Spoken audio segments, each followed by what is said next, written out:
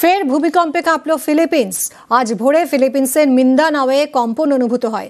Richter স্কেলে কম্পনের মাত্রা 7.4। কম্পনের জেরে ফিলিপিন্সে সুনামি সতর্কতা জারি হয়েছে। আরো তথ্য দেবে বিশ্বজিৎ রয়েছে সঙ্গে। বিশ্বজিৎ,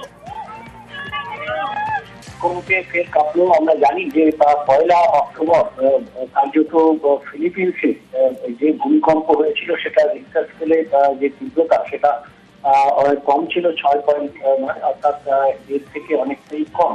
কিন্তু তা সত্ত্বেও সেখানে প্রায় 70 জনের মৃত্যু হয়েছে এবং গতকালও ফের ভূমিকম্পে কেঁপেছে। আজ সকাল থেকে বারবার ভূমিকম্পে কেঁপেছে এবং যে শহরের কাছে এই ভূমিকম্প হয়েছে মিন্দানাও, এবং সেখানে প্রায় ভূপৃষ্ঠ থেকে 50 কিলোমিটার গভীরে এর যে অবস্থান।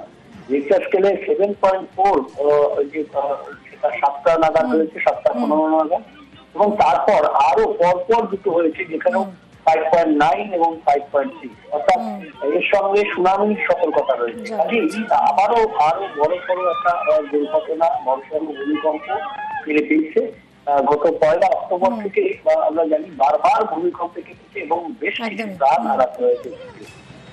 ধন্যবাদ বিশ্বজিৎ।